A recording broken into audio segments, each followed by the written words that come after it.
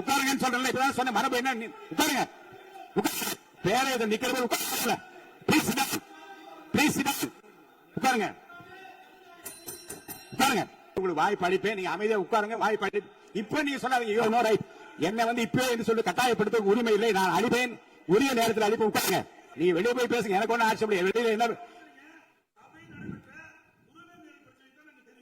வெளியில வந்து கோஷம் போடுங்க. வெளியேற்றுமாறு அவை காவலில் கேட்டுக்கொள்ள. வெளியில போய் அவங்க என்ன பேசட்டும்.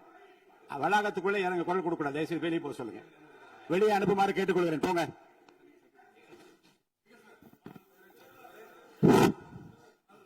திருவள்ளூர் மாவட்டம் ஊத்துக்கோட்டை வட்டம் பெரியபாளையம் அருகே கனியர்பேர் கிராமத்தில் 21/6/2026 அன்று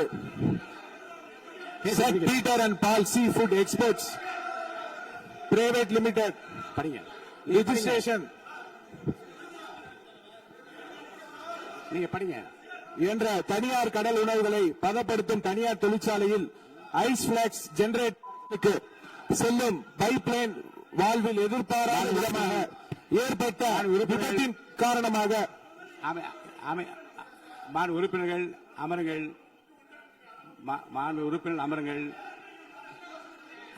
உறுப்பினர்கள் அமருங்கள்.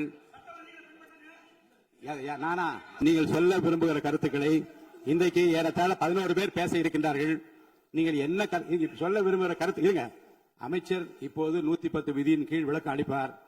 இந்த விளக்கத்தில் உங்களுக்குள்ள கருத்துக்களை உங்களுடைய கட்சியின் சார்பில் பேச இருக்கின்றார்கள். பேசுகிறவோ உங்க கருத்தை சொல்ற உரிமை நான் தருகிறேன். இந்த 0 கிடையாது. வினாக்கள் பாருங்க. பிசினஸ் அட்வைசரி கமிட்டியில உட்கார்ந்து பேசுகிற போது வினாக்கள் விடைகள் நேரமும் 0 கிடையாது என்று சொல்லிவிட்டோம். இப்போது இதை பற்றி இந்த கருத்துக்களை நீங்கள் பேசுகிற போது உங்கள் உறுப்பினர் சார்பில் எடுத்து வைக்க நான் அனுமதி அளிக்கிறேன். அப்போது நீங்கள் தாராளமாக பேச. மாண்புமிகு அமைச்சர் பேசுங்க. மாண்புமிகு பேரவைத் தலைவர் அவர்களே, திருவள்ளூர் மாவட்டம் ஊத்துக்கோட்டை வட்டம் பெரியபாளையம் அருகே கன்னியர்பேர் கிராமத்தில் 21/6/2026 அன்று செட் Peter and Paul sea food exports private limited company என்ற தனியார் கடல் உணவுகளை பதப்படுத்தும் தனியார் தொழிற்சாலையில் ஐஸ் பிளாக்ஸ் ஜெனரேட்டர் மிஷினுக்கு செல்லும் பைப்லைன் வால்வில் எதிர்பாராத விதமாக ஏற்பட்ட விபத்தின் காரணமாக அமோனியா வாயு கசிவு ஏற்பட்டுள்ளது. இந்த விபத்தின் காரணமாக இதுவரை அங்கு பணியில் இருந்த 74 நபர்கள், 70 பெண்கள், 4 ஆண்கள் பாதிக்கப்பட்டு அரசு தனியார் மருத்துவமனையில் அனுமதிக்கப்பட்டு சிகிச்சை பெற்று. உறுப்பினர் அமருங்க. உறுப்பினர் அமருங்க. நீங்க உட்கார்ந்தீங்கன்னா தான் நான் பேச முடியும். உட்காருங்க. எல்லாரும் உட்காருங்க. பாருங்க, நீங்க உங்க கட்சி தலைவர் பேசுற, நீங்க எல்லாம் குறுக்க ஏன் பேசுறீங்க? பேசாது, குறுக்க பேசாது. யாரோ ஒருத்தர் பேசுங்க.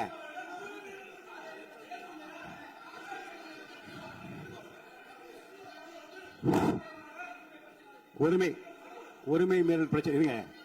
உரிமை மீறல் பிரச்சனை பற்றியும் நீங்கள் எனக்கு காலையில எனக்கு கொடுத்திருக்கிறீர்கள். இருங்க, அதை உரிய நேரத்தில் தான் எடுக்க முடியும். இப்போது அதை எடுத்துக் கொள்வதற்கு இல்லை. இருங்க, நான் திரும்பவும் சொல்கிறேன். உங்கள் பிரச்சனையை பற்றி முற்றிலுமாக பேசுவதற்கு வாய்ப்பு இல்லை என்று நான் சொன்னால் நீங்கள் கவலைப்படலாம். உங்கள் கட்சியின் சார்பில் பேசுவதற்கு இன்றைக்கு அனுமதி அளிக்கிறேன். அப்ப பேசுகிற போது உரிமையும் பிரச்சனையும் பேசுங்கள், கோரிக்கை பற்றி பேசுங்கள், அமைச்சர் கூறியதுக்கும் பதில் பேசுங்கள்.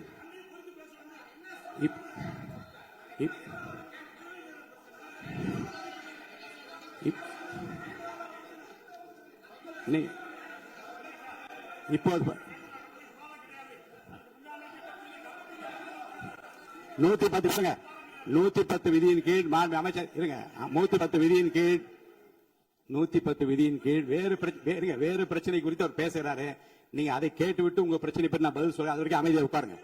பேசுங்க. மாண்புமிகு பேரவைத் தலைவர் அவர்களே, இருங்க. இருங்க.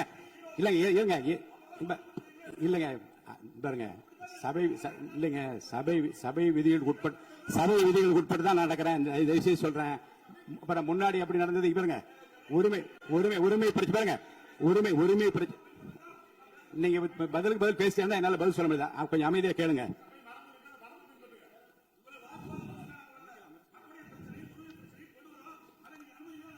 அந்த அனுமதி 110 விதியின் கீழ் இந்த சம்பவத்துக்கு இல்லங்க சார், இருங்க. நான் என்ன சொல்றேன், நான் சொன்ன பிறகு மாண்பு அமைச்சர் தான் நீங்க அந்த 110 விதி பேசுவார். நீங்க உட்காருங்க, உரிய நேரத்தை அதை பற்றி அனுப்புங்க.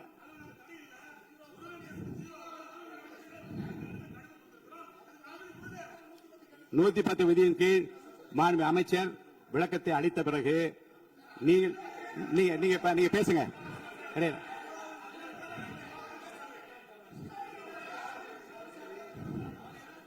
எல்லாம் ஒண்ணுதான்.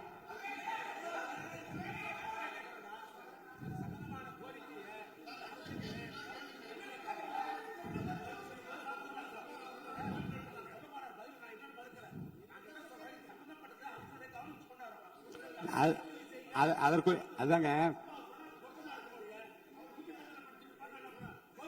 இல்ல 110 மாண்புமிகு உறுப்பினராக சொல்றேன்.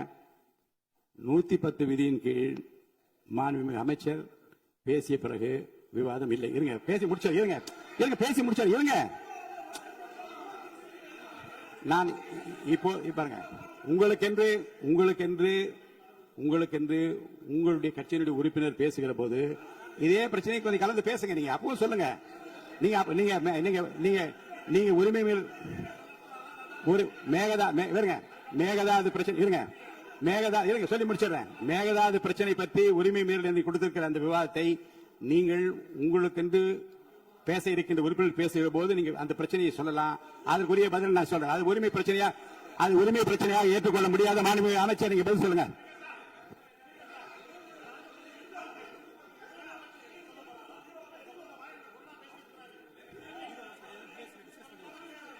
ஏற்கனவே அலுவல் ஆய்வு குழு எடுக்கப்பட்ட முடிவுபடிதான் நடப்பேன்.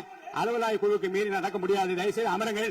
மாண்புமிகு அமைச்சர், நீங்க 110 விதிகள் உங்களுடைய படிங்க. மாண்புமிகு பேரவைத் தலைவர் அவர்களே, இவ்விபத்தின் காரணமாக இதுவரை அங்கு பணியில் இருந்து 74 நபர்கள், 70 பெண்கள், 4 ஆண்கள் பாதிக்கப்பட்டு அரசு மற்றும் தனியார் மருத்துவமனைகளில் அனுமதிக்கப்பட்டு சிகிச்சை பெற்று வருகின்றனர். இதில் 15 நபர்கள் அரசு மருத்துவமனையிலும் 27 நபர்கள் தனியார் மருத்துவமனையிலும் தீவிர சிகிச்சை பிரிவில் அனுமதிக்கப்பட்டு தொடர் கண்காணிப்பில் உள்ளனர். 27 நபர்கள் சாதாரண சிகிச்சையில் உள்ளனர். இவ்விபத்தின் துரதிருஷ்டவசமாக 5 பெண்கள் உயிரிழந்து உள்ளனர் என்ற துயரமான செய்தியினை கேட்டு அறிந்து மாண்புமிகு முதலமைச்சர் அவர்கள் மிகவும் வேதனை அடைந்து அவர்களுடைய குடும்பத்தினருக்கு ஆழ்ந்த இரங்கலையும் ஆறுதலையும் தெரிவித்துக் கொள்வதோடு முதலமைச்சரின் பொது நிவாரண நிதியிலிருந்து தலா 2 லட்சம் ரூபாய் உடனடியாக வழங்க உத்தரவிட்டுள்ளார்கள். மேலும் அவர்களின் உடல்களை சொந்த மாநிலத்திற்கு அனுப்பி நல்லடக்கம் செய்வதற்கான செலவினை அரசே மேற்கொள்ளும் எனவும் தெரிவித்துள்ளார்கள். மேலும் இவ்விபத்தின் மருத்துவமனையில் அனுமதிக்கப்பட்டுள்ள நபர்கள் தீவிர சிகிச்சை அளிக்கவும் மாண்புமிகு முதலமைச்சர் அவர்கள் உத்தரவிட்டுள்ளனர். மேலும் இவ்விபத்தில் உயிரிழந்த மற்றும் பாதிப்படைந்த தொழிலாளர்களுக்கு தொழிலாளர் மாநில ஈட்டுறுதி காப்பீடு திட்டம் என்ற முறையில் ESI PF வருங்கால வைப்பு நிதியை வழங்கிடவும் மாண்புமிகு முதலமைச்சர் அவர்கள் உத்தரவிட்டுள்ளார். இவ்விபத்தின் குறித்து இயக்குனர், தொழிலாளர் பாதுகாப்பு மற்றும் சுகாதாரத்துறை இயக்குனர், பொது சுகாதாரத்துறை மற்றும் தமிழ்நாடு மாசு கட்டுப்பாட்டு உறுப்பினர் செயலாளர் தலைமையில் ஆய்வு மேற்கொள்ளப்பட்டு முதற்கட்ட விசாரணை அறிக்கையின் 24 மணி நேரத்துக்கு உள்ளாகவும் முழுமையான விசாரணை 3 நாட்களுக்கு சமர்ப்பிக்குமாறு மாண்புமிகு முதலமைச்சர் அவர்கள் உத்தரவிட்டுள்ளனர். இனி வரும் காலங்களில் இது போன்ற விபத்துகளை தவிர்க்கும் பொருட்டு அசாடஸ் இண்டஸ்ட்ரிகளை உடனடியாக குழு அமைத்து ஆய்வு செய்யவும் மாண்புமிகு முதலமைச்சர் அவர்கள் உத்தரவிட்டுள்ளனர். அதன் அடிப்படையில் உடனடியாக நடவடிக்கை மேற்கொள்ளப்படும் என மாண்புமிகு பேரவைத் தலைவர் வாயிலாக தெரிவித்துக் கொண்டு மொத்தம் 54,957 தொழிற்சாலை உள்ளன. இதில் தொழிலாளர்கள் 27,65,313 தொழிலாளர்கள் உள்ளனர். இதில் அபாயகரமான தொழிற்சாலைகள் 6,669 உள்ளனர். இனி வரும் காலங்களில் தமிழ்நாடு முழுவதிலும் உள்ள அனைத்து தொழிற்சாலைகளிலும் இதுபோல் நடக்காம இருக்க அனைத்து விதமான நடவடிக்கையும் மேற்கொள்ளப்பட்டு சட்ட ரீதியாக நடவடிக்கை மேற்கொள்ளப்படும் என்பதை பேரவைத் தலைவர் வாயிலாக தெரிவித்துக் கொண்டு விடைபெறுகிறேன். நன்றி.